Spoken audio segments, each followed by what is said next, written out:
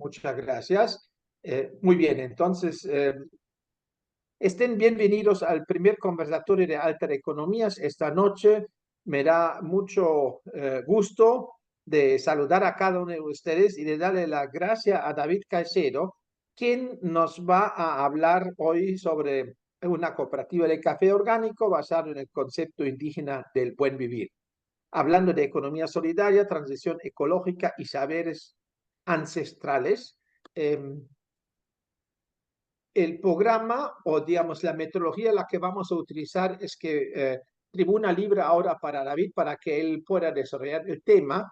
Posteriormente, de forma breve, vamos a invitar particularmente a Miguel Fajardo y a Tania Ricalde, que tienen una expertise bastante grande sobre estas economías transformadoras, para que nos ayuden un poco en definir un poco la conceptualización de la experiencia y de lo alter que escuchamos en cada uno de los conversatorios. Esta noche lo que nos plantea David, pero eso va a ser un espacio pequeño para después tener la posibilidad de que todas las que estamos aquí emitimos nuestras opiniones, nuestras preguntas y nuestros comentarios. En este sentido, les agradezco por el interés y sin más, le paso la palabra a David. Una vez más, muchas gracias. Tienes la pantalla, tienes nuestra atención. Adelante. Perfecto, ¿ahí me escuchan bien? Se escucha perfecto. Listo. Entonces voy a compartir.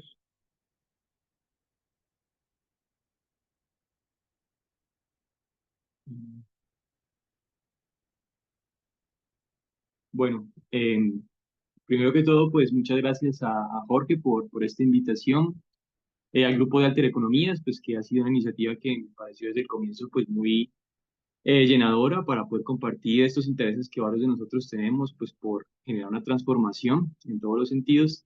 Y pues un saludo especial a todos los que pues están aquí en Zoom.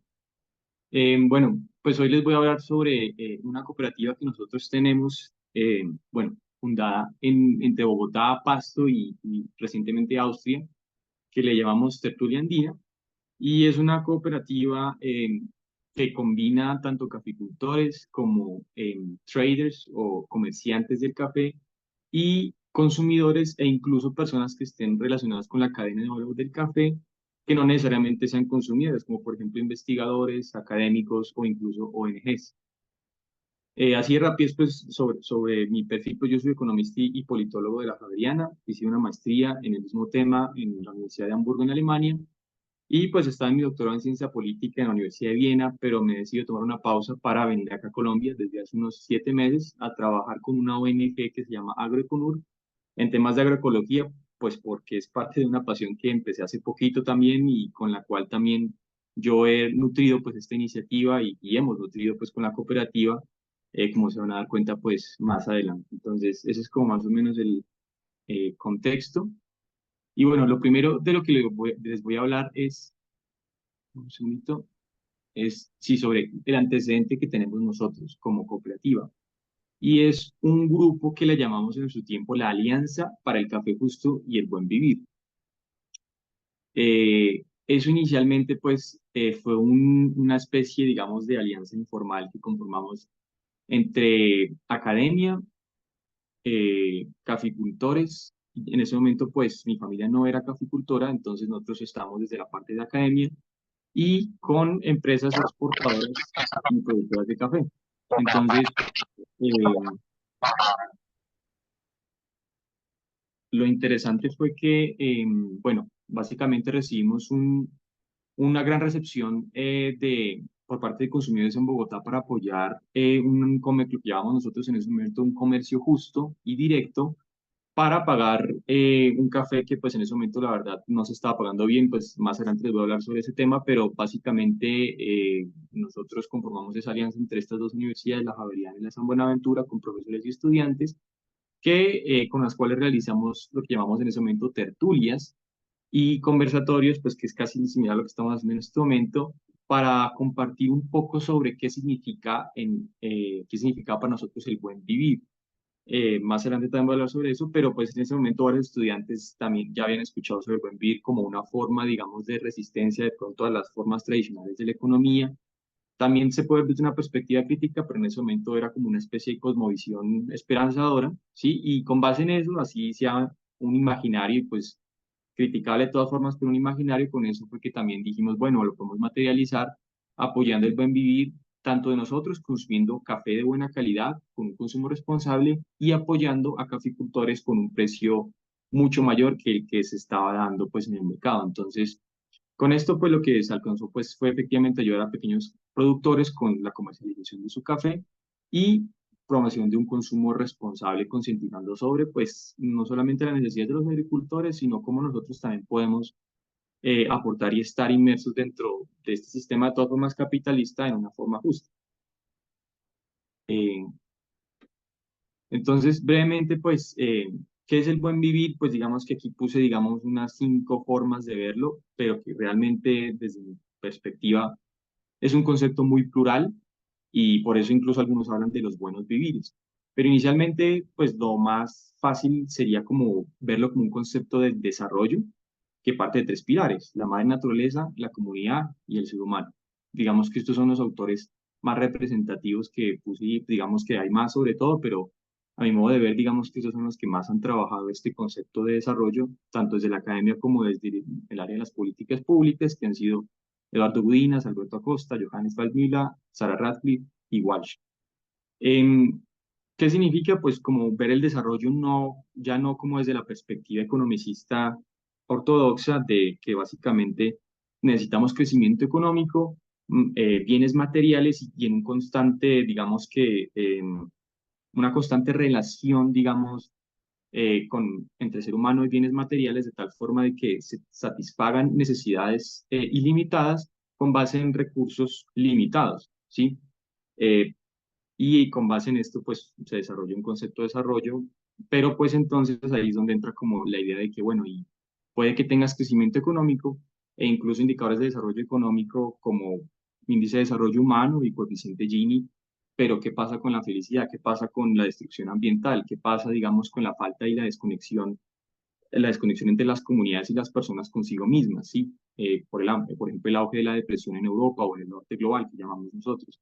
Entonces, este tipo de cosas no se consiguen usualmente en el concepto de desarrollo ortodoxo, y por eso es que esto, el buen vivir se ve como un concepto de desarrollo alternativo, que dice, más bien partamos no de satisfacer necesidades ilimitadas con base en recursos limitados, sino más bien busquemos desarrollar estos 3 pilares al tiempo, entendiendo que el desarrollo del ser humano es al tiempo que el desarrollo de una comunidad, porque necesitamos una comunidad anclada al territorio más específicamente, y un desarrollo de la madre naturaleza. Es decir, si uno se da por encima del otro, pues entonces ahí no habría desarrollo.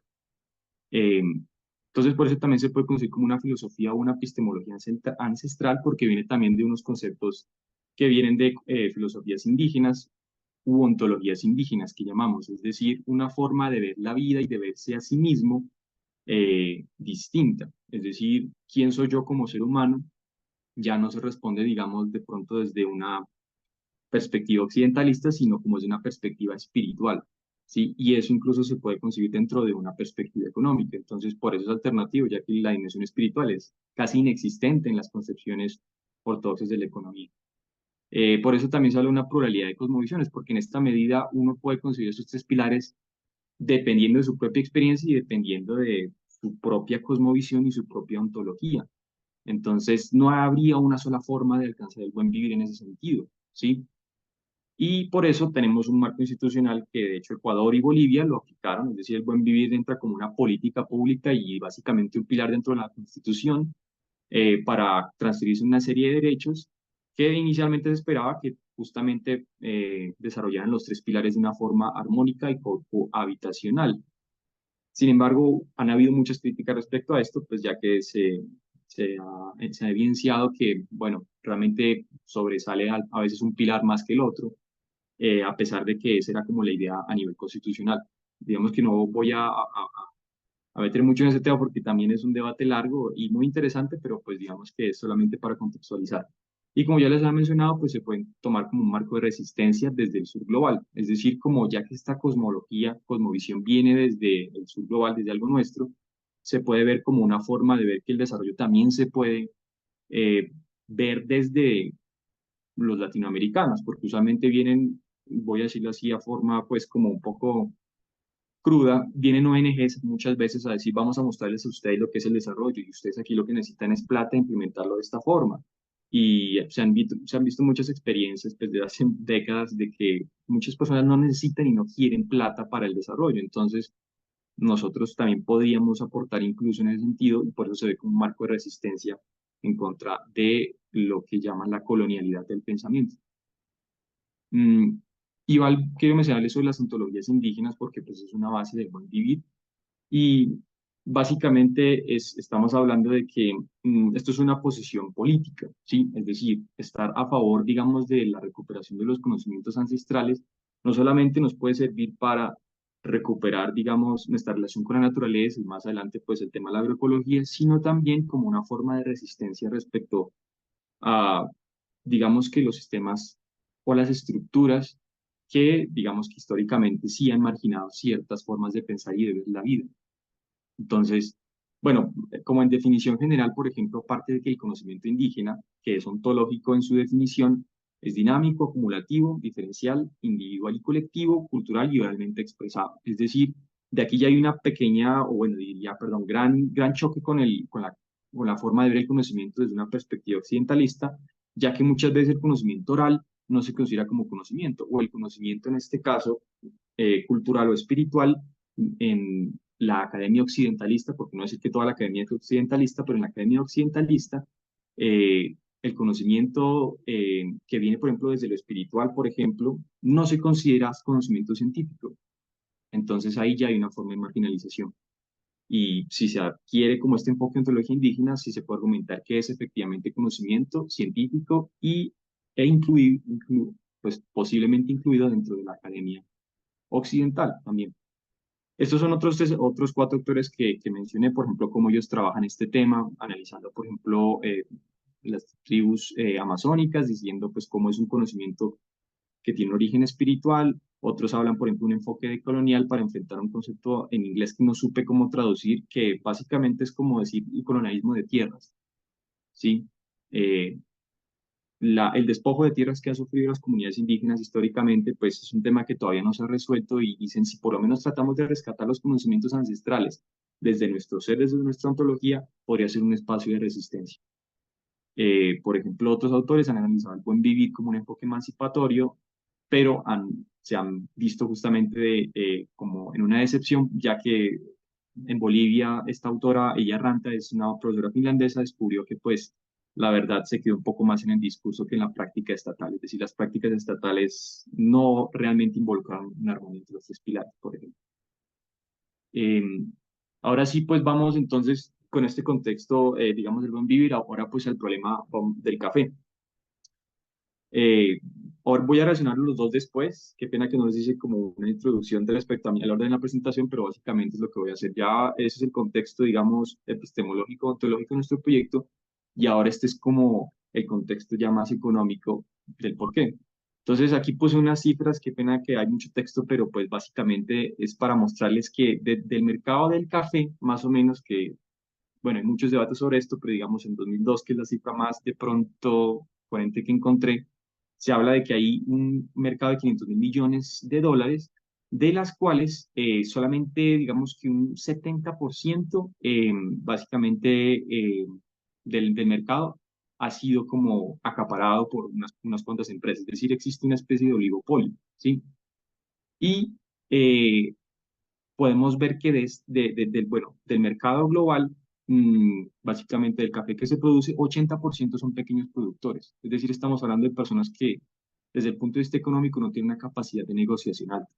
Entonces, de todo este mercado de 500.000 millones de dólares, solamente entre el 5 al 10% de los ingresos son distribuidos a los agricultores.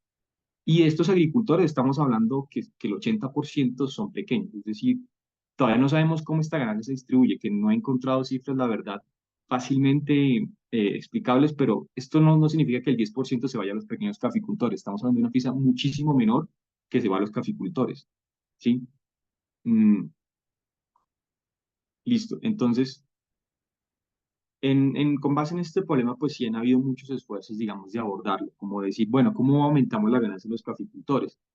¿Cómo buscamos un comercio más justo? Entonces salen, por ejemplo, sellos como Fairtrade, o sellos también como de café orgánico, buscando como aumentar el precio a través de aumentar la calidad y, por ejemplo, promover café orgánico. Pero esto existe desde hace 30 años y lastimosamente los índices no han cambiado. Ahí sí uno se puede atener a los índices, digamos, de la economía ortodoxa, pero que sí sirven de todas formas. Y es que aquí podemos ver que el índice de pobreza multidimensional de pequeños caficultores es cercano al 50%. Bueno, estamos hablando de esas cifras del 2018, porque es el último dato que ellos sacaron, pero las estimaciones recientes dicen que esto no ha cambiado. Mm, Ahora, las certificaciones lo que pagan, es decir, lo que hacen las certificaciones es que le dan una pequeña prima al caficultor por cada libra que vende, pues no es significativo, eso no es suficiente para transformar la situación del caficultor. Lastimosamente es así y pues los caficultores en este momento pues dicen efectivamente que no es suficiente para cambiar su estilo de vida.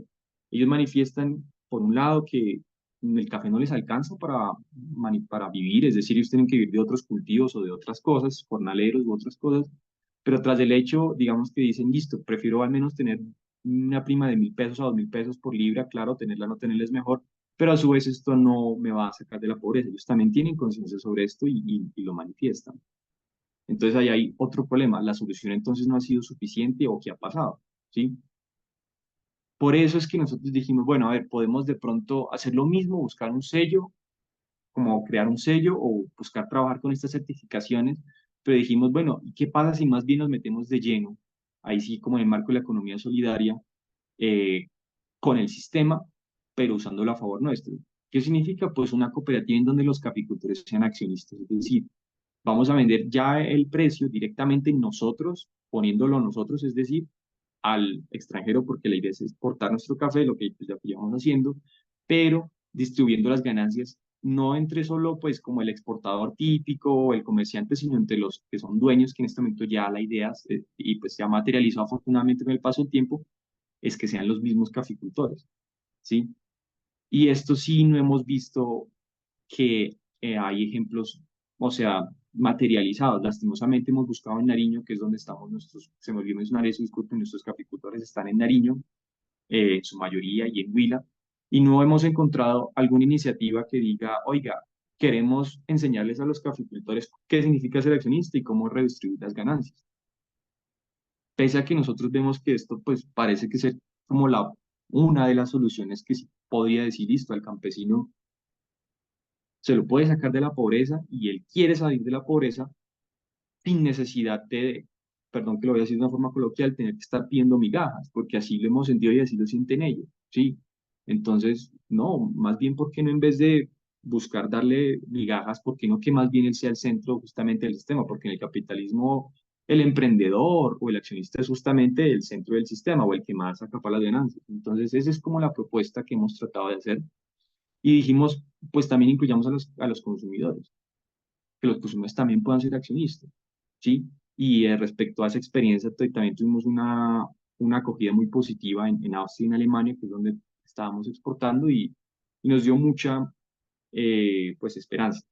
Y con base en esto, pues entonces también nosotros sí le apostamos a una transformación agroecológica, es decir, pues nosotros tenemos nuestros principios basados, digamos, en lo que la red de guardianes de semillas le llama como conocimientos ancestrales y protección de semillas nativas, que básicamente ha sido un desafío, si les confieso. O sea, no es tan fácil, de pronto alguien que mencionaron, Jorge mencionó que tiene una finca agroecológica, de pronto podrá de pronto ahondar más en esto, pero la verdad sí ha sido un proceso difícil porque muchas veces, mm, varias veces, de hecho, nos han tocado varios percances respecto a problemas serían fáciles de solucionar con fertilizantes que no sean agroecológicos, pero pues digamos que ha sido, mejor dicho, un reto. O sea, lo que voy es que hacer una transformación agroecológica no es tan fácil e incluso puede ser muy costosa porque muchos cultivos se han perdido, ya que, pues, o nos tocaba aplicar el fertilizante o el abono no orgánico, o dejamos que o paila se muere la planta. Entonces, es una decisión difícil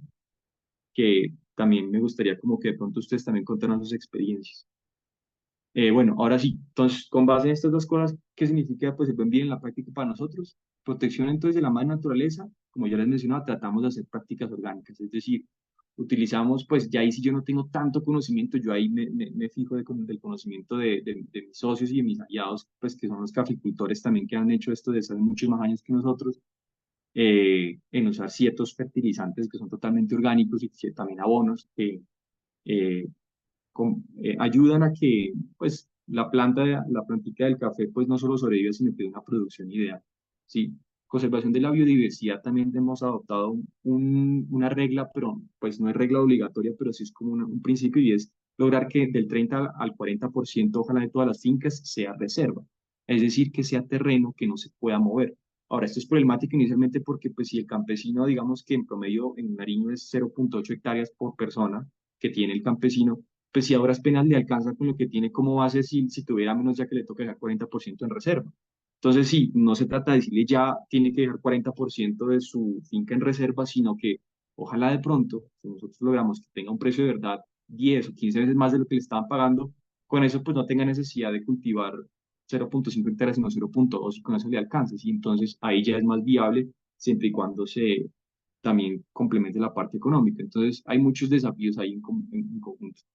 Pero aquí están los otros dos principios. La construcción de comunidad siempre ha estado ahí, es decir, no, como tengo pues no tanto tiempo, pues no les puedo incluir unas entrevistas que hemos hecho pues colectivas entre nosotros respecto a qué es el buen vivir y varios de los caficultores han manifestado que es básicamente la posibilidad de estar en comunidad, es el mayor logro y el mayor, como la mayor retribución también de poder estar en una cooperativa, ¿sí?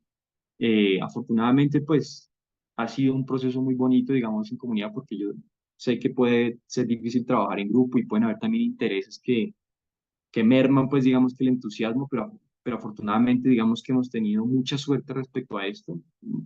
Digamos que nuestra cooperativa no podemos decir que tiene un número específico, ya que, o sea, lo fundamos unas 3 4 fincas, pero hemos comercializado café de unas 20 40 o 50 fincas y tenemos una red de mujeres caficultoras aliadas que es una red de 250 mujeres, ¿sí? Y para ellos, para ellas y para todos nosotros, básicamente el café es una especie de terapia que nos permite conectar con los demás, ¿sí? Entonces eso ha sido también un proceso bonito. Y por último, pues la parte del ser humano, también nosotros conseguimos que el café es también una forma de salud. ¿Salud en qué sentido? Pues que nos permite a nosotros desarrollarnos en 4 esferas, en la esfera espiritual, física, emocional e intelectual. Sí, es la idea, nosotros conseguimos que el ser humano se desarrolla pues en su salud si tiene estas 4 esferas en armonía y pues a través del café no podemos conectar con otras personas para buscar ser parte de algo mayor a nosotros mismos, como quien diría salir del ego pues propio, a su vez conectar con la espiritualidad, ya que el buen vivir también lo vimos nosotros como recuperar saberes ancestrales, porque muchas técnicas agroecológicas lo que lo tenían muchos campesinos desde sus familias y eran técnicas indígenas, pero que se le han apropiado a varios campesinos y ha sido muy bonito, entonces mantenemos el espíritu desde ahí, lo intelectual porque estamos constantemente debatiendo ideas y lo emocional pues porque básicamente todos somos seres humanos y recibimos como también eh, ganancias emocionales a partir de sentir que estamos realizándonos como seres humanos y como comunidad. Ahora, hablándoles de la propuesta económica ya más específicamente, eh, lo que nosotros decimos inicialmente fue canalizar como la comercialización, como les decíamos, a partir de la exportación, ¿sí? Entonces, nosotros descubrimos que el café, digamos que sí, lo exportan en verde y es también un mundo, como ya les mostraba, acaparado por un oligopolio, que básicamente es la razón por la cual el precio del café pues es tan bajo, o el precio, digamos, de la bolsa de Nueva York, con el que pues se pone el precio base del café. Pero dijimos, bueno, ¿y cómo podemos saltarnos esto? Pues no vendiendo café verde, sino café tostado. Ese es el negocio y ese es a lo que le apuntamos. Dijimos, no vamos a vender café verde. Bueno, Jorge es alemán y Jorge sabe que los alemanes son, son los mayores reexportadores de café del mundo y el negocio básicamente es comprar café verde y tostarlo y reexportarlo, ¿sí? Entonces, muy bien por ellos y lo han hecho muy bien. De hecho, Neumann, que es uno de los grupos más grandes de exportación de café del mundo, pues está allá, básicamente en Hamburgo, donde yo hice mi maestría y descubrimos que vender café verde allá, pues es un nivel de competencia tan alto que ni siquiera valía la pena, pues, intentarlo. Lo intentamos, de hecho, pero pues, o sea, ni siquiera valía la pena, pues, insistirle más de una sola vez. Entonces, como dijimos, pues nosotros que vamos a abrir el canal, pues a través de exportación de café tostado. Y ahí sí logramos, digamos, un promedio de ventas de 120 kilogramos mensuales. que ha sido un desafío interesante, pero pues con eso ya se logró un punto de equilibrio que más adelante les voy a mostrar. Nuestra visión es básicamente una cafetería. ¿Por qué? Porque la maximización de las ganancias, y ahí sí estamos pensando en capital, de forma capitalista, si ustedes se dan cuenta, pero estas ganancias no son para una persona, sino son para todos. Es decir, estamos pensando que nosotros los cafecultores somos la empresa.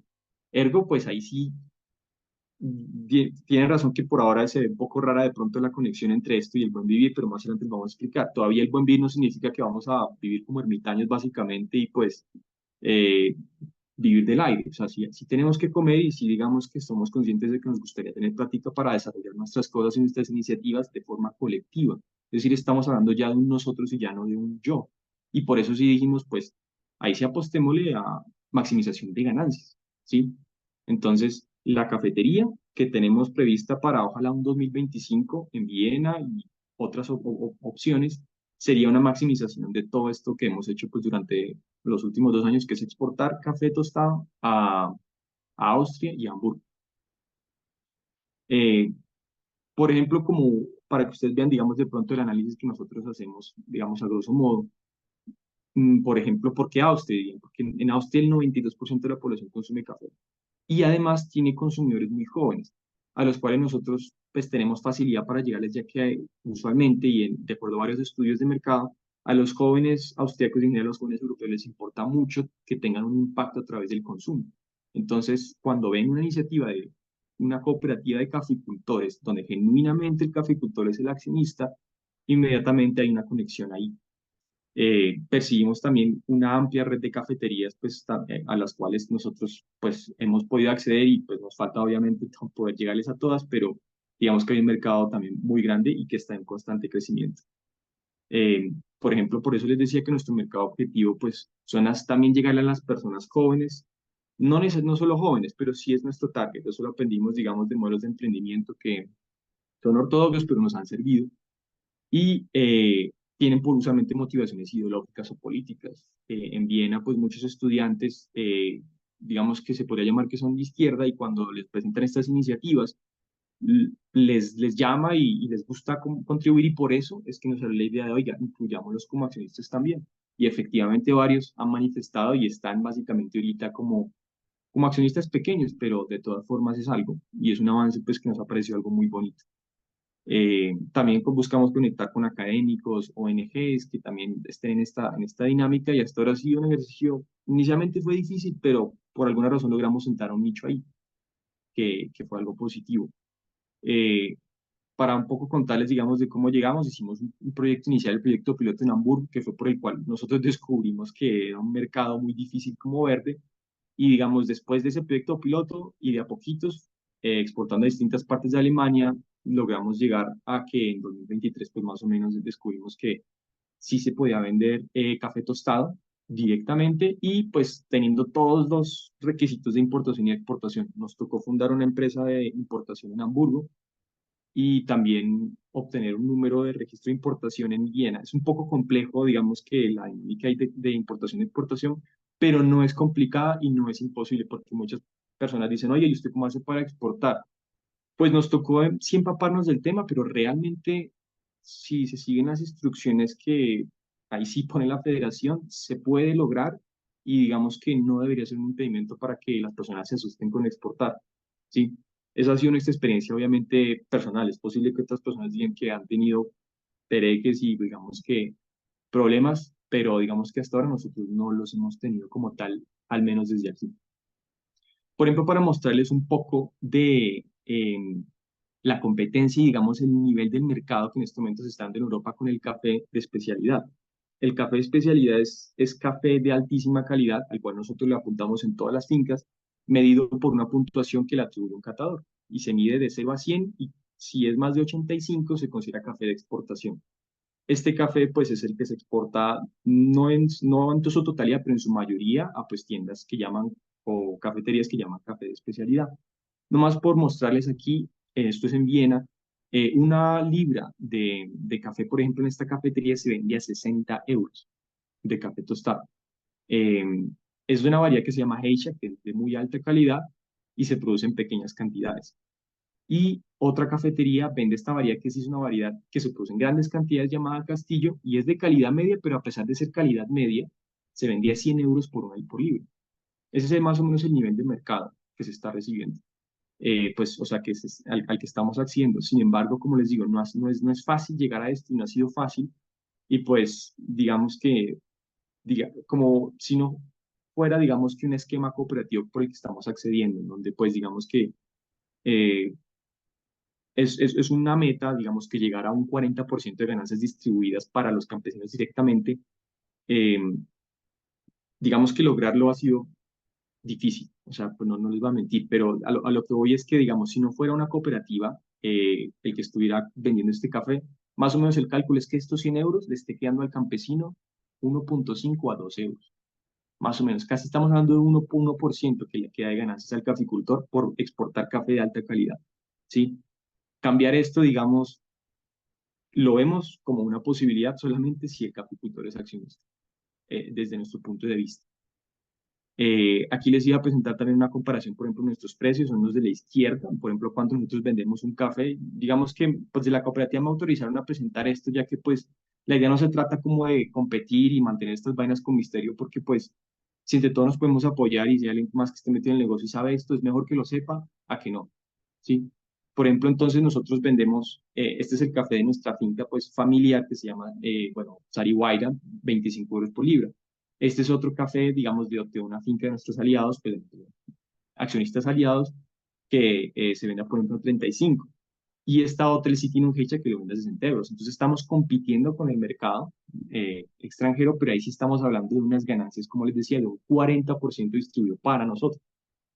Y pues estamos hablando sí de comparación de 1,5 o 2 euros por libra que le queda al caficultor, pues estamos hablando de una ganancia de menos 4 o 5 veces más que eso. Eh, Aquí te había puesto básicamente nuestra estrategia de precios solamente pues, para mostrar un poquito como los tipos de café.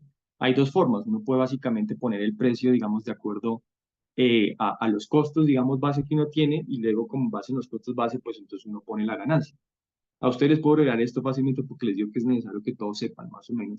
El costo de producción de una libra de café, básicamente para exportar y ponerla en Hamburgo, perdón, en Viena en este caso, son 17 euros. Y si la vendemos a 25, pues nos quedan 8 euros de ganancia, ¿sí?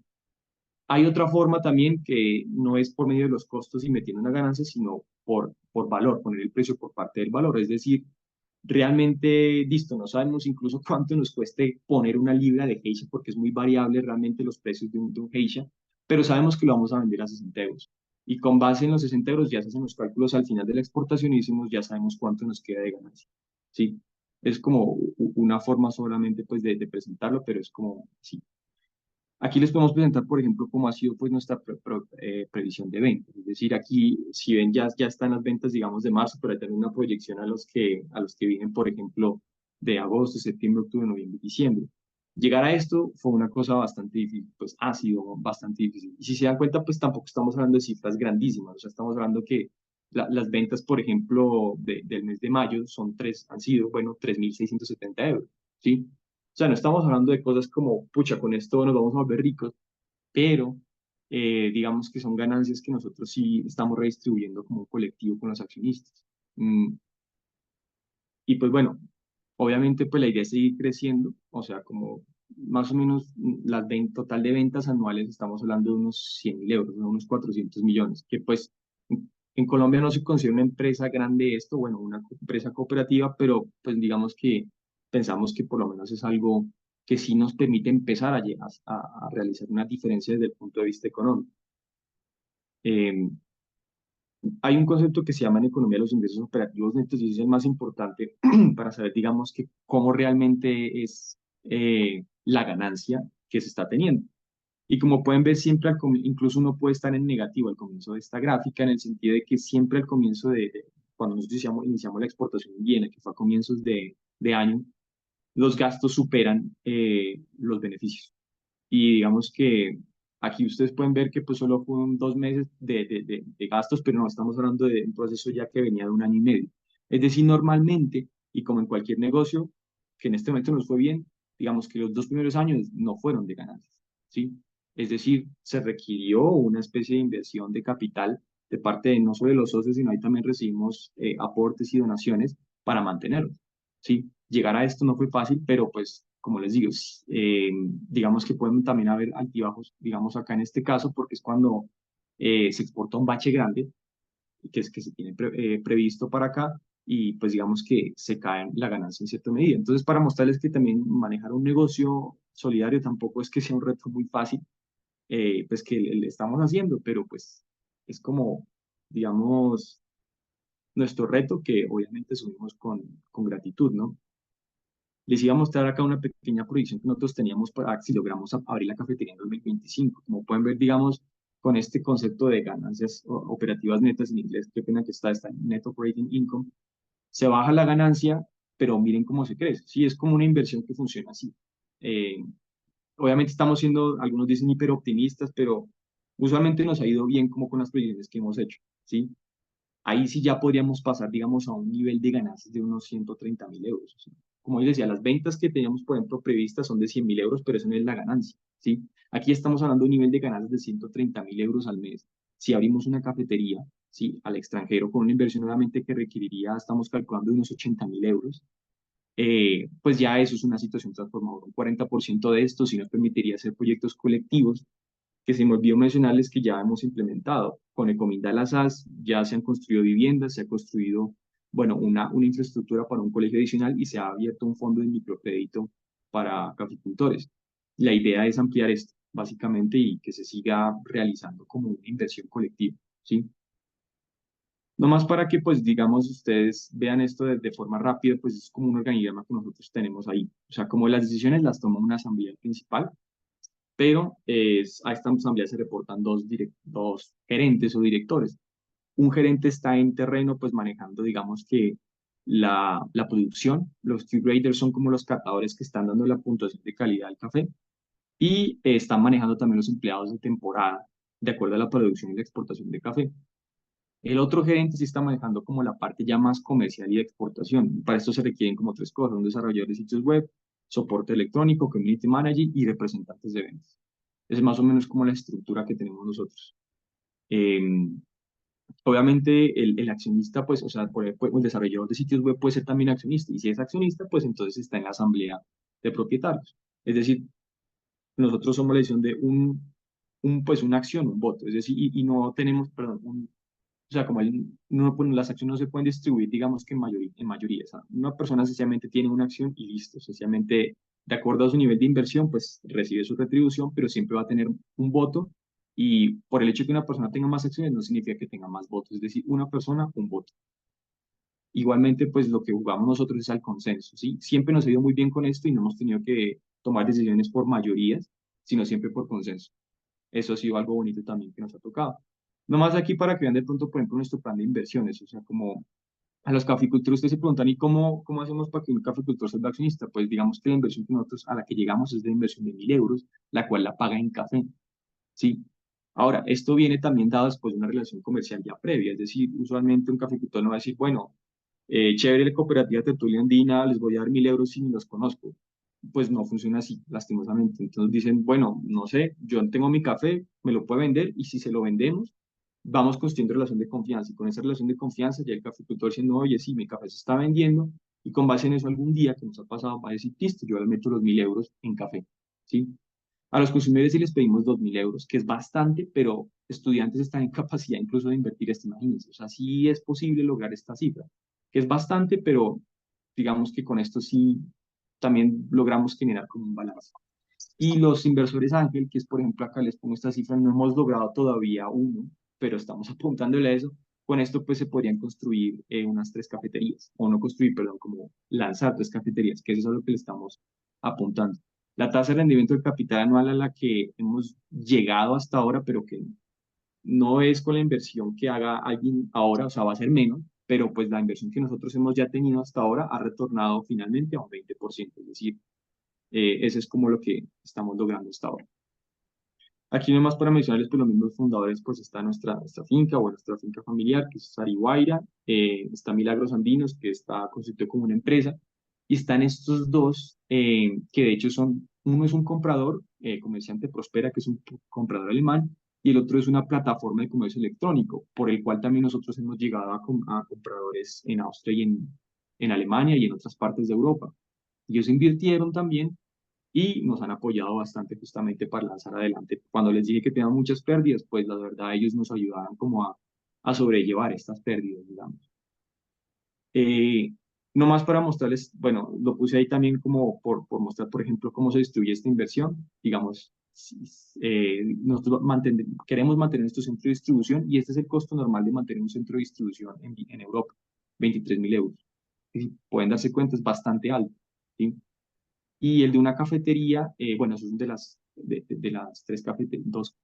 dos cafeterías, perdón, es más o menos 142.000 euros. Y una parte, obviamente, pues lo vamos a dedicar a talleres de transición agroecológica, que ahí pues es como también una parte, como les digo, para sobrellevar pérdidas muchas veces, porque el Geisha, café Geisha, si ustedes lo mantienen orgánico, tiene una probabilidad más o menos de un 40% a un 30% de que no sobreviva, lastimosamente. Y estamos obviamente trabajando en cómo cambiar esto. Y pues si alguno tiene conocimiento, súper bienvenido, porque pues es un reto que también eh, ha- nos ha, pues, nos ha llevado como a buscar soluciones, pero también estamos buscando. De rapidez, pues como esta es la teoría del cambio, que es como un formato de desarrollo que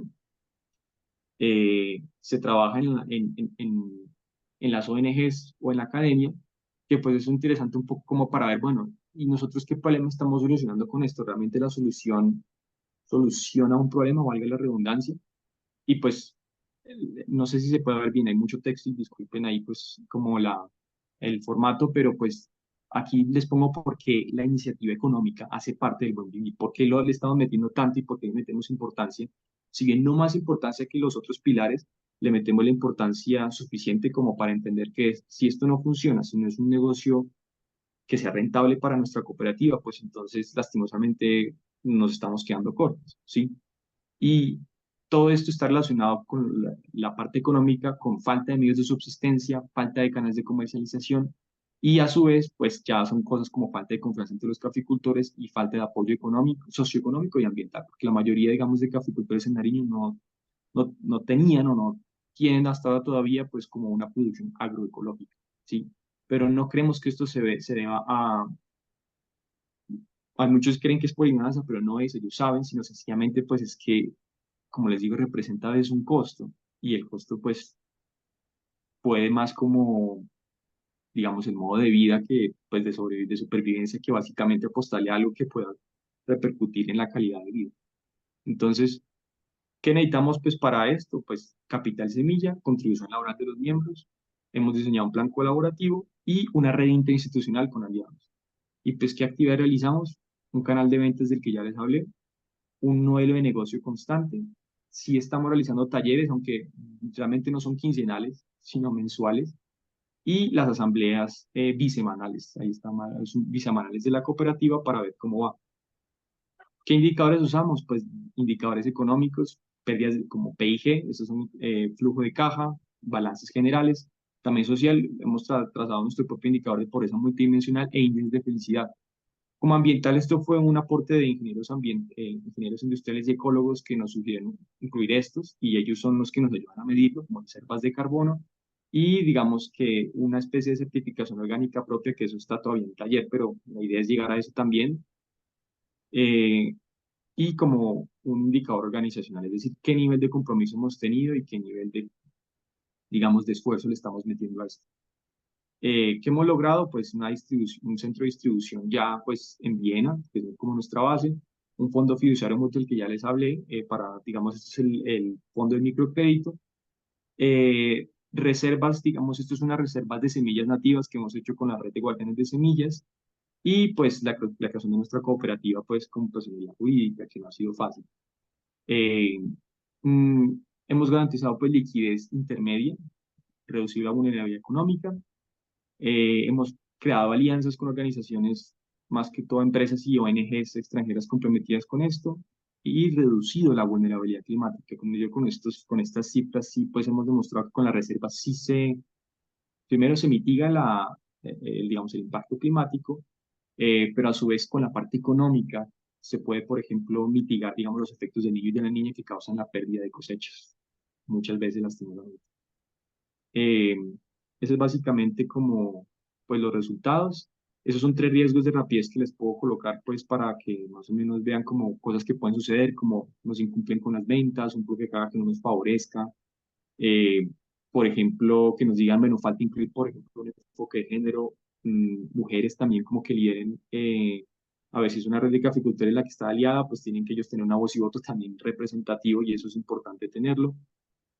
Por ejemplo, otro riesgo puede ser inestabilidad, digamos, dentro de nuestra organización, que por ejemplo unos tiren para un lado y otros para otro, lo que llamamos problemas de acción colectiva. Hasta ahora no nos ha sucedido realmente, o sea, al principio, pues cuando estamos desarrollando la idea, sí había diferentes intereses, pero todos afortunadamente nos hemos alineado. Y eso se lo atribuimos a que en Nariño, parte de Huila, pero en Nariño, pues los agricultores que están en Huila son de hecho nariñenses, todos ven el buen vivir como un pilar fundamental de desarrollo para sus vidas y perciben esto como una forma de realizar el buen vivir. No significa que, bueno, lo importante del buen vivir es tener platica y ya, no, sino ven esto como, bueno, yo garantizo con esto mi sustentabilidad económica, mi comunidad, protejo al medio ambiente y también protejo a mi salud. Entonces, por esto es que nosotros conseguimos el buen vivir como el pilar de nuestra organización. Y bueno, eso, no siendo más, pues esta es la página web de nosotros. No sé si alguno la quiera copiar y con mucho gusto puede echarle una miradita. Está en inglés porque de hecho es con esa es con la que le llegamos a nuestros aliados y futuros y actuales clientes en Europa y en el extranjero. Espero que no los haya aburrido mucho con este monólogo. Más o menos sí, duré como 1 hora, traté de calcular, pero creo que me pasó un poquito, o no sé. Eh, pero bueno, listo. No sé si alguno tenga preguntas, comentarios, como decía Jorge, pues si quieren participar Tania y Miguel. Sí, muchas gracias pues por la escucha y por el compartir. Muchas gracias, David. Hablaste 45 minutos, o sea, no llegaste a la hora, pero con Bueno, con una densidad informativa que sí es, no ha sido poca cosa. Entonces, te agradezco muchísimo y lo invitamos a que nos ayuden en, digamos, filtrar algunos elementos conceptuales de lo distinto en el término económico. Invitamos a Tania y a Miguel, no sé quién de las dos personas se lanza, eh, porque como dije, de que es muy densa la información, entonces es como procesar para diciendo, bueno, cuáles son las cosas que... y posteriormente, obviamente, vamos a abrir la posibilidad a que todas y todos opinemos, lancemos comentarios, preguntas, como tal, lo pueden escribir también en el chat, pero de todos modos, después habrá la posibilidad, en la medida en que ustedes de pronto levantan la mano para que yo monitoreando les invito para puedan también participar de forma directa. No sé si Tania o Miguel, ¿quién de los dos quisiera empezar? Ladies first se dice, la mujer primero. Tania, si aceptas, de adelante. Ok, buenas noches a todos y todas. Inicialmente, bueno, muchas gracias, David. Realmente muy inspiradora la experiencia que nos cuentas. Y yo quiero destacar un elemento central, en el sentido de que desde la práctica, ¿cómo podemos hacer las lecturas de las altereconomías, ¿no? O sea, desde lo que son estos desafíos, sin duda no es un camino fácil, pero es un camino que se puede ir construyendo a partir de varios elementos que tú has ido mencionando. Uno de ellos, y que tiene que ver en realidad con lo que es el concepto de altereconomías, es cómo trazar rutas distintas, cómo trazar procesos diferentes en la construcción de varios elementos que tú has mencionado. Uno es en la construcción de comunidad, en la construcción de relaciones diferenciales, diferentes, que rompen con esta lógica de la desigualdad, la injusticia, pero también el ejercicio de dominación en las relaciones económicas en el modelo convencional, ¿no? Esto se hace un cambio en lo que es las formas de relacionamiento y no solamente las interrelaciones entre los actores sociales que están inmersos, en este caso, productores, productoras, consumidores, consumidoras, pero también la academia, socios, aliados y inversores que ahí mencionas. Entonces tienes una diversidad de actores, pero que tienen un objetivo común, que son una comunidad que interactúa en la construcción y en la puesta en práctica de estas relaciones, que creo que es muy importante. Otro aspecto que creo que es también relevante es el entender estos procesos y las altereconomías como esta diversidad de ontologías que presentabas al principio, ¿no? Diferentes formas de mirar, de pensar, de sentir y de hacer cosas distintas, ¿no? Este mirar el territorio, pero el construir el territorio y el ir generando la posibilidad de construcción de riqueza con anclaje territorial, pero desde estas miradas distintas de lo que es esta forma de relacionamiento, la conexión que tienes con el territorio. Tú hablabas de estos tres pilares, que es la madre tierra, la madre naturaleza, que tú llamabas comunidad, y el ser humano, y creo que esta interrelación es lo que hace también a lo que son las altereconomías, ¿no? En la economía convencional se deja de lado la comunidad y se deja de lado la naturaleza, se deja de lado el soporte material que nos da la naturaleza para poder hacer el sostenimiento de la vida. En cambio, en las altereconomías es central el reconocer esta ecodependencia, pero al mismo tiempo esta interdependencia y lo que es la construcción de estos procesos, ¿no? Hay un micrófono abierto, creo que deberíamos ir cerrando los micrófonos para poder garantizar que nos escuchemos. Otro aspecto importante tiene que ver con la transformación detrás de este proceso, ¿no? Tú hablabas de este cambio en las relaciones de dominación, en las relaciones de construcción, de lo que es realmente el hacer este ejercicio de cambiar estos procesos y estos relacionamientos en términos de poder, de negociación, de estas relaciones, incluso de poder realmente tomar decisiones y ser actor protagónico en las decisiones que se toman, ¿no? Esto sin duda es trascendental en lo que se habla de esta transformación socioecológica que se busca detrás de lo que son las altereconomías. Y las altereconomías nos plantean estas alternativas a las formas convencionales de hacer economía, pero también de hacer economía en relación con lo que es el accionar político y social que está detrás de estos procesos, ¿no? Que sin duda a lo largo de la experiencia se ve este proceso y estos componentes diferenciales y multidimensionales que hacen a la experiencia, ¿no? No solamente importa lo económico, sino cómo se van construyendo los soportes que van a permitir hacer de la economía el mecanismo que permita a su vez garantizar el buen vivir de la población, de la comunidad, de los actores que están involucrados, ¿no? Que creo que es un elemento central en el pensar las altereconomías.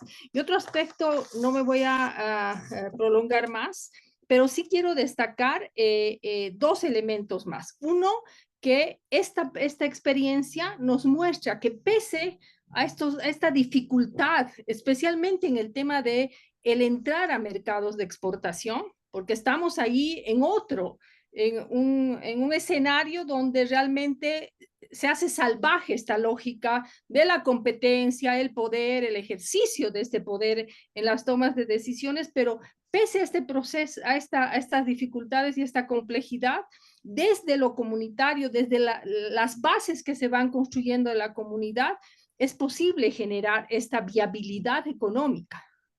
Y esta viabilidad económica también está sujeta a un aspecto que creo que has destacado a lo largo de la presentación, que tiene que ver con la democratización de la información y el conocimiento, que permite un accionar distinto y que permite un rol diferente a los actores en estos escenarios. Como este democratizar la información, el conocimiento, pero además la toma de decisión sobre lo que es la gestión misma de la experiencia, permite generar este cambio en lo que son estas relaciones y en la viabilidad económica que puede tener el emprendimiento. Y un aspecto que también está presente a lo largo de la presentación que nos hace David está vinculado a al interaprendizaje que significa el construir estos procesos. ¿Sí? No hay una receta, sino que se va aprendiendo y se va generando este interaprendizaje que va retroalimentando el proceso de construcción de lo que es el buen vivir, pero un buen vivir con anclaje territorial. Me gusta mucho esto vinculado con lo que es el anclaje territorial, porque ese anclaje territorial es el que nos permite construir comunidad, es el que nos permite destacar y poner en valor la importancia que significa el mantenimiento de este soporte material, en este caso del soporte en términos del respeto a los derechos de la madre tierra y conservar este soporte material, pero también tiene que ver con el reconocer el tejido y el capital social que sustenta estos procesos, ¿no? Entonces creo que esos son algunos elementos de varios de los que me gustaría destacar, pero creo que es muy importante esta vinculación con lo territorial, con la generación de realmente procesos de transformación vinculados en este caso al enfoque, al ideal, pero a lo que es la política también de la transformación en términos de la construcción del buen vivir. Yo me quedo aquí, queridos amigos. Muchas gracias, Tania. Le pasamos a Miguel para después abrir ya el círculo para los comentarios, preguntas de todas y de todos. Miguel, adelante. En primer lugar, un saludo de felicitación para David y para todo su equipo de trabajo, para esta cooperativa que nos da un testimonio de que es posible hacer las cosas de manera diferente a lo que le hace la economía del capital, la economía inspirada en los principios del neoliberalismo.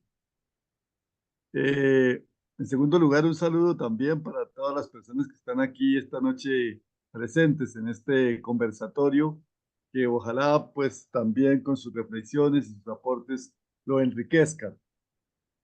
Yo voy a centrarme en algunos de los elementos que ha presentado David, que me parecen nos pueden inspirar para mejorar lo que cada uno de nosotros está haciendo en los territorios. Y lo primero que habría que señalar es un tema que con frecuencia Jorge toca en medio de nuestros diálogos, y es este de la coexistencia.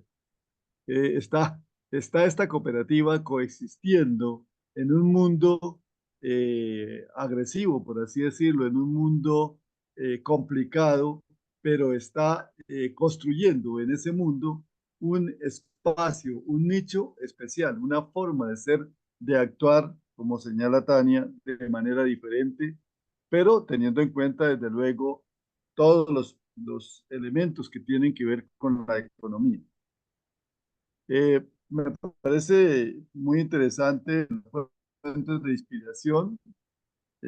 Digamos que aquí podría uno encontrar dos fuentes de inspiración. Una es todo este tema de los buen vivir, o como llama Mario Bonilla, de los buenos convivires. Entonces ahí me parece que tenemos una inspiración bien interesante para acciones futuras. Y es que todo este pensamiento del buen vivir pues está sumado a otras expresiones inspiradoras, como la economía de los bienes comunes, la economía feminista, la economía cooperativa, la economía de la mutualidad, en fin, este buen vivir le incorpora o le da al mundo de la economía unas nuevas dinámicas, unas nuevas inspiraciones por esta construcción de armonías. Armonías con la naturaleza, armonías entre los seres humanos, armonías también con cada persona en sí misma, con todos los elementos que forman parte de esta ecología humana. Y avanzando en algunos de los elementos, creo que la cooperativa es al mismo tiempo una propuesta y una resistencia. Una propuesta de hacer las cosas diferente y una resistencia frente a cómo se actúa en la economía de mercado. Entonces, en esta economía de mercado, aunque David habla pues del mercado del café, tanto nacional como internacional, cómo está dominado por las transnacionales. Y sin embargo, ¿cómo encontrar un nicho ahí en este mercado tan manipulado y tan gobernado por otras personas? Y creo que han encontrado en el mundo cooperativo un modelo de gestión empresarial. En este modelo de gestión empresarial, pues noté que David con cuidado han aplicado esos principios básicos de la copropiedad, de la coparticipación, de la gobernanza correcta, de la democracia, de la gobernanza democrática, que no es la misma democracia, la misma gobernanza que nos está proponiendo la OCDE o la democracia neoliberal, sino que es una democracia auténtica, incluyente, participativa, y me parece que eso está muy bien. El otro elemento es la copropiedad y la inversión, pues para hacer una cooperativa se requiere que haya una copropiedad y una participación en esa inversión económica y desde luego también en los resultados, sean ellos en la fase inicial de pérdida o sean en la fase ya superior y de esperanza y de realización con buenos excedentes. Los excedentes son bien importantes en el desarrollo cooperativo. No es que las cooperativas, las mutuales o otras formas económicas solidarias tengan que trabajar necesariamente al límite, es decir, a estados de equilibrio. No gano, no pierdo en la inversión. No. Las economías solidarias también hay una acumulación, solamente que esta acumulación es diferente al modelo neoliberal. Esta acumulación es asociativa y la distribución, la transferencia se hace de muy distintas maneras. Me parece muy bien que la transferencia de los excedentes vaya relacionada con el uso o con la inversión que están haciendo las personas asociadas a la cooperativa. Pero también esta cooperativa ha mantenido unos excedentes para las obras sociales, para el empoderamiento de la cooperativa. Y eso es un buen testimonio. Creo que la cooperativa está buscando algo que está desafiando en el caso colombiano a todas las cooperativas. Digamos, el mayor recurso de las cooperativas en Colombia y de los fondos de empleados está destinado al crédito y son relativamente pocas o relativamente pocas en el contexto global. Tal vez son bastantes las cooperativas, pero la operación económica es muy baja, las que están relacionadas con los sistemas de producción, de comercialización, etcétera. Entonces, felicitaciones, David. Creo que nos inspira y nos invita a hacer cada día esfuerzos por contradecir la economía, esta economía que ha gobernado en los últimos años a la humanidad y que la ha llevado a un destino peligroso en el cual el agotamiento de las personas y el agotamiento de la ecología, de la naturaleza, pues van siendo como ese marco trágico que nos ha tocado vivir en estos últimos años. Y una palabra de ánimo. Creo que hay que ponerle todo el ánimo y felicitación por esta cooperativa que que se impulsa no solamente a actuar presentemente, sino también a trabajar en el marco de la cooperación internacional, rompiendo la relación de mercado, incluyendo a los consumidores como parte de la cooperativa. Muy Bueno, bien, Miguel, felicitaciones, muchísimas David. gracias. Y ahora tenemos la palabra todas y todos. La propuesta sería de que juntemos algunas preguntas y comentarios para después pasarle también otra vez la palabra también a David. Por un lado, hay un comentario en el chat que lo podemos leer brevemente, con tal que encontraría ahora el chat, que ha sido una pregunta más bien de Claudia García, que preguntaba si acaso no existe un sistema de garantía ecológica. Claudia, lo estoy diciendo bien porque no encuentro muy rápidamente el chat. Si de pronto podías... adelante, Claudia. Hola, Buenas noches. Adelante, Claudia. ¿qué ¿Podrías tal? Buenas formular la pregunta? noches. Sí, ¿qué tal? Buenas noches. Hola, Jorge. Muchas gracias por la charla, las intervenciones. Sí, me interesaba, en realidad tengo algunas preguntas, pero la primera que planteé en el chat era esta, si es que tenían algún tipo de experiencia con el tema de la garantía agroecológica. Em, Nosotros somos de la red de guardianes de semillas de Ecuador y en lo personal estoy coordinando el sistema participativo de garantías junto con un equipo de compañeros, compañeras y para nosotros es un reto este tema de la sostenibilidad no solo ecológica, sino también financiera. Que para mí al menos es como muy clarito que va de la mano con todo el tema ecológico, social. Entonces por eso me interesaba también saber si es que tenían ya algún tipo de experiencia o si es que lo ven en el horizonte. Y ya que estoy interviniendo, tal vez aprovecho preguntando, me perdí los primeros minutos de la charla, tal vez ya lo dijeron, pero quisiera saber un poco tal vez del origen, de la historia de la organización, cómo está estructurada y si es que en este proceso de creación de la estructura, de la organización, había algún tipo de financiamiento para, por ejemplo, remunerar, dar un salario a la dirigencia, a quienes estaban en la coordinación, en el proceso de implementación de las decisiones. Y también, un poco también en esa línea, cómo mantenían y mantienen activo el compromiso y la motivación de las personas. Eso. Muchas gracias, Claudia. Le pasamos la palabra a José Ignacio. Adelante, José Ignacio.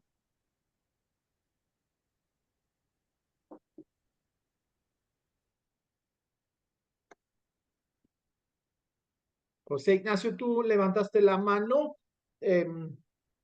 Nos escuchas, entonces tendrías la posibilidad de hacer tu comentario, tu pregunta. No, mientras tanto, no Bueno, sé. a ver si me escuchas Adelante, ahí. adelante, adelante. Te Ok, escuchamos. bueno. Eh, Muchas gracias por esta cátedra de vida y de desarrollo social tan importante. Y primero quiero aprovechar para reiterar las bondades del cooperativismo cuando se aplica, cuando se interpreta y se aplica adecuadamente. Las En este momento hay una crisis del sistema de la cadena láctea en Colombia. Una crisis que se ha ponderado tal vez eh, y se ha opacado con el argumento de que es que la industria necesita proteger los rendimientos de sus asociados. Algo que me pareció hasta inhumano. Pero en este momento, ¿quiénes han resultado más afectados? Los productores independientes, pequeños productores independientes que dependen de un comerciante deshonesto generalmente. Pero quienes han logrado asociarse y han desarrollado el concepto pleno de la cooperativa, que no solamente es para comprar un producto, vender un producto, y pagar el producto, que es una actividad simplemente comercial, sino que ha pensado en cómo se hace el desarrollo tecnológico, el desarrollo cultural, social y económico de cada uno de los asociados. Ellos han tenido un mejor desempeño en esta crisis. Pero las cooperativas no siempre cuentan con la bondad de un David que con sapiencia orienta, enseña y dirige posiblemente operaciones que a nivel internacional seguramente no, los asociados no tienen la capacidad.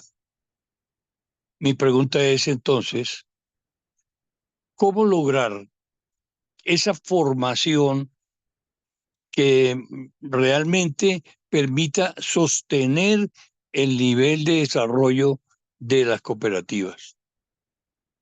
Ese es, y tal vez algunos de los que me escuchan saben que esa es mi gran preocupación. ¿Cómo lograrlo? Muchas gracias. Gracias a ti, José Ignacio, que nos habla desde la cooperativa Colega, que es una experiencia muy interesante. Por el momento no veo más manos levantados, a menos si alguien quisiera, entonces que abre su micrófono. Yo estaré pendiente y le doy la palabra enseguida. Si podemos escuchar un tercer comentario o pregunta y después le pasamos la palabra a David. A ver si me fijo en los micrófonos, si se abre un micrófono. El quien quisiera que se anime, por favor.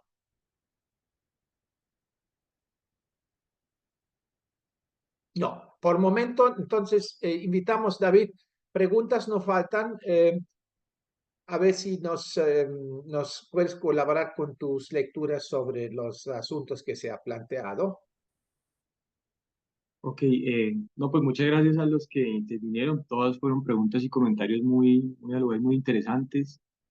Sí, Claudia, Miguel, eh, Tania y al final, pues, José, muchas gracias.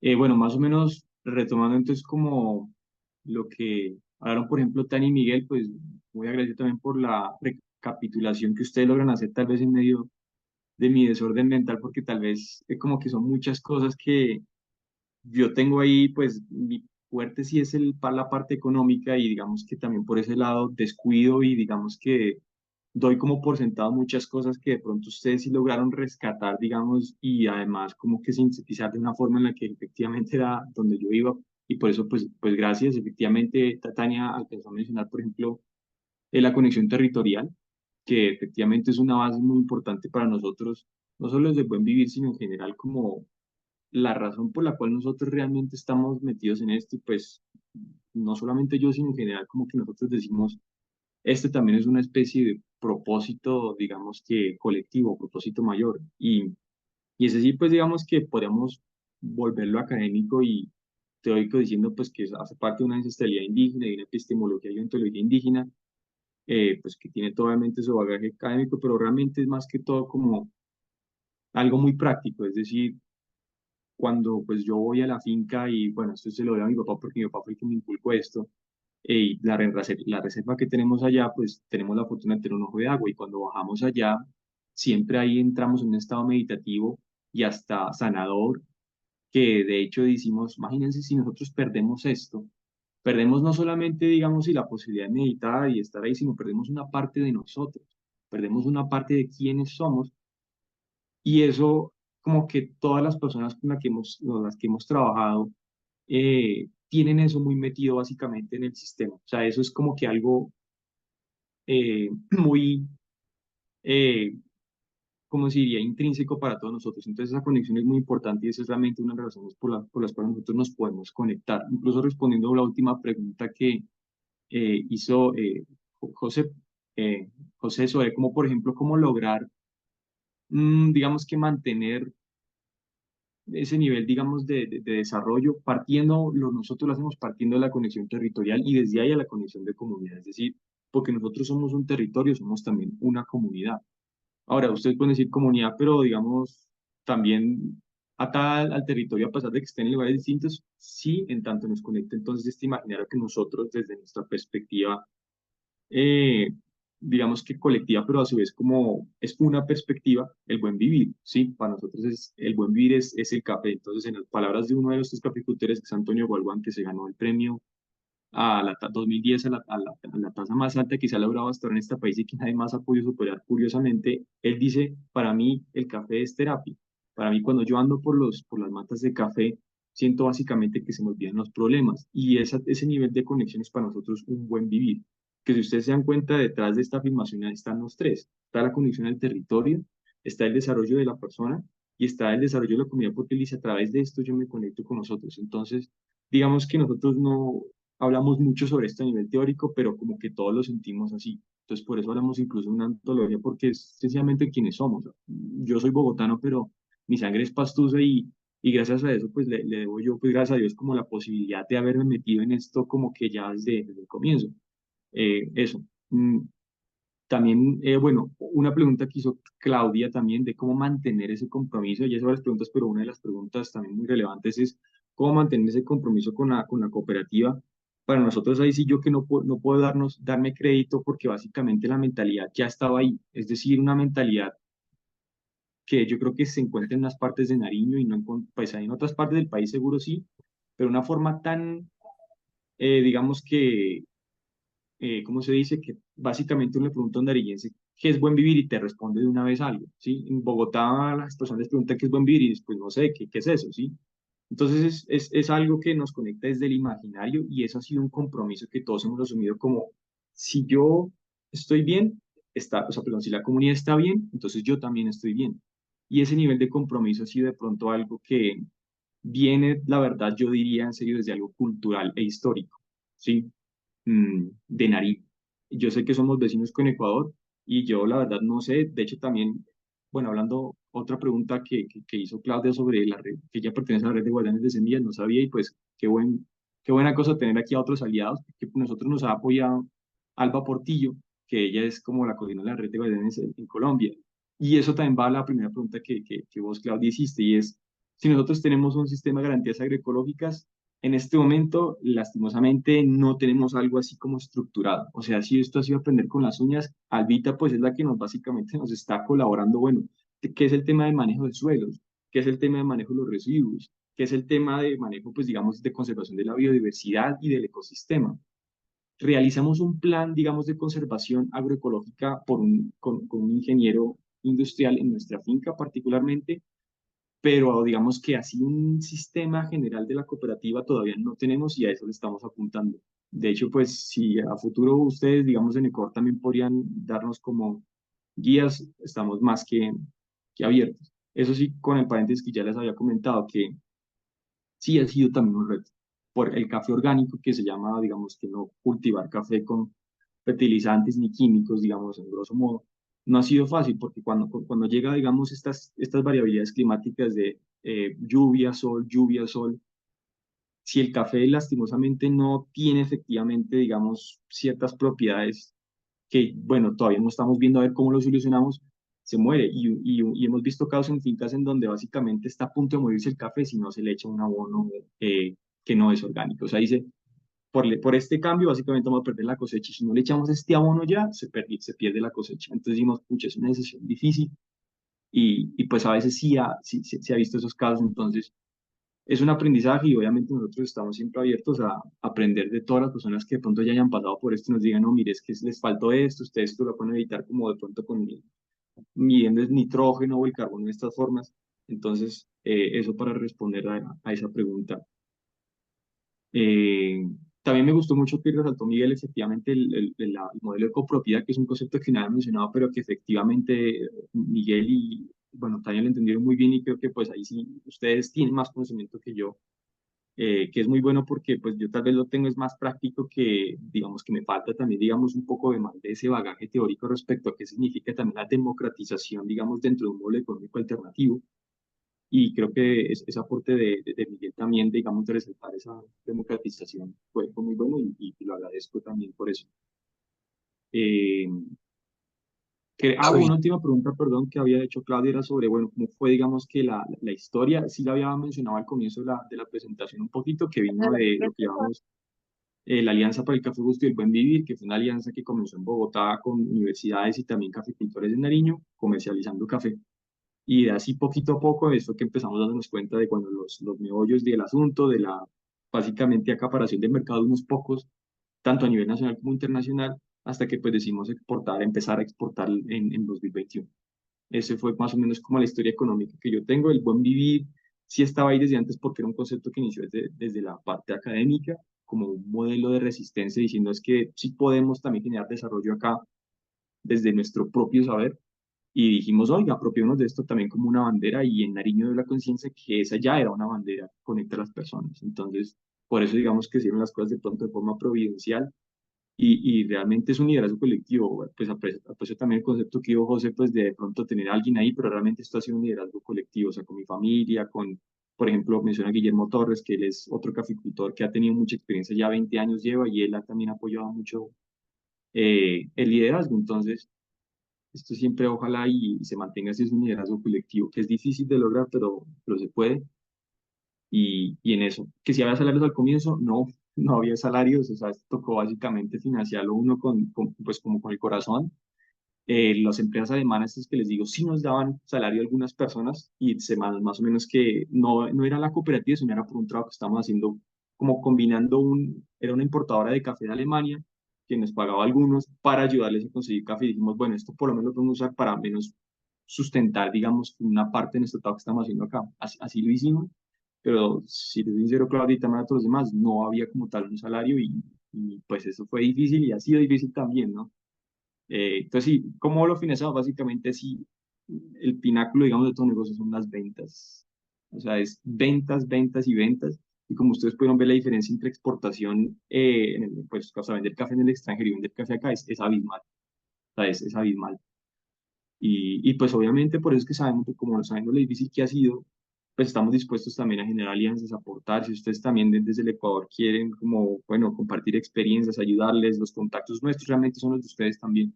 Y de eso se trata, no trata de competir y decir, ah, no, es que yo tengo este exportador acá y es lo amarro, no, al contrario, o sea, por eso es que estamos perdiendo.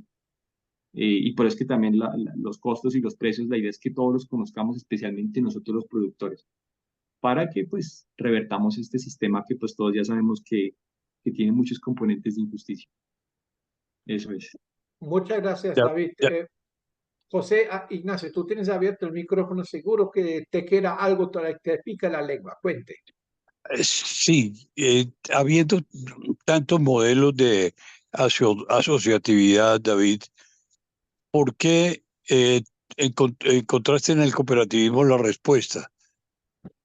Siendo que, por ejemplo, el mismo Estado colombiano, los gobiernos, las entidades fomentan las asociaciones. Ujú. Esa es la pregunta. No, Gracias. Adelante, David. gracias, José. Gracias, José, por la pregunta. Eh, ahí sí de pronto es como una respuesta entre combinación entre práctica y la teoría. Es decir, tienes razón en que efectivamente uno podría conformar una SAS y decir estos son los accionistas o conformar una asociación de cafeteros, que eso lo promueve la federación. O sea, existen asociaciones cafeteras registradas con la Federación Nacional de Cafeteros. Pero entonces el tema es que primero ahí sí los ata un componente legal, ahí sí entonces a veces en la permanencia es ahí como un tema legal y contable, ¿sí? Porque ahí tienen que, digamos, que reportar y organizarse las cosas de esa manera específica como lo estipula la ley. Pero segundo, no está explícito el componente de democratización de la economía ahí. Y eso sí, nuevamente vuelvo a lo que hablaban Tania y Miguel, y es esa posibilidad de democratizar solamente desde mi perspectiva, la de una forma explícita, una cooperativa, es decir, el cooperativismo como una forma de entender no solamente una empresa, sino cómo nos relacionamos nosotros con los demás y los que estamos acá. Que esto no es una iniciativa económica, es una iniciativa incluso de vida y la cooperación es realmente lo que nos mueve. Un poquito de pronto yo sé que es controversial, pero Adam Smith, de hecho, en su libro Teoría del Juicio Moral habla sobre esto, que muchos ven, pues enriquece a las naciones, él dice la mano invisible y el egoísmo, pero él un poco se regula un poquito y habla en este libro sobre justamente la importancia de la cooperación y como la realización más importante del ser humano como la cooperación. Entonces, Desde la teoría lo consideramos así, nos parece muy bueno, y desde la práctica, la verdad, la democratización, digamos, de una persona a un voto, y a su vez, digamos, que todos estemos de acuerdo con la distribución de las ganancias, que también ustedes entendieron muy bien, a pesar de mi desorganización, que es parte obviamente individual al accionista, pero parte colectiva, y la parte más grande, afortunadamente, como consenso ha sido colectiva, es decir, la distribución colectiva de las ganancias. Eso es básicamente lo que nosotros entendemos como el cooperativismo en la práctica, y eso ha sido el modelo con el que nosotros nos hemos casado y por el que hemos llegado. Entonces, eso es básicamente. Jorge, Muchas gracias, David. Llegamos al final. Uno, les agradezco mucho por el interés. Dos, me siento que estuve en lo acertado cuando le dije a David, ¿por qué no vienes y hablas de la experiencia? Tres, estoy feliz de tomar café en Colombia y no en Viena o en Hamburgo, porque cuando vi los precios me desmayé casi, ¿cierto? O sea que eso es una inversión de tomar café en ese sentido. Ya creo que, digamos, de reflexionar más todavía sobre esto, yo me quedo con lo que es la territorialidad, la identidad, lo que tú acabaste de decir, David, cuando con tu padre te ibas y ustedes reflexionaban, ¿y qué tal si eso aquí termina? Entonces, tú dijiste algo como una parte de nuestra esencia dejaría de existir, ¿cierto? Eso sabe mucho a territorio, a identidad. Y tenemos aquí en el chat todavía, muy rápidamente, Luz Dolly, sí, nos dice buenas noches, muchas gracias. Eso lo digo tanto a David, lo digo a ustedes, y si les gustó, les invito de aquí en más o menos un mes, vamos a estar de nuevo en la misma hora, de las 7:30 hasta las 9, hora colombiana. El caso de Bolivia ya tienen que inclusive ya estar un poco en la noche, y ahí sí estaremos con Michelle Ruiz, desde la red de guardianes de semillas, Claudia, ¿no? Y que nos va a compartir un poco experiencias de la renta básica y procesos de transición. Así que con esto les deseo una muy buena noche y ojalá que nos vamos a ver en otra oportunidad. Hasta pronto. muchas gracias, Jorge. A ustedes, a ustedes. Muchas gracias.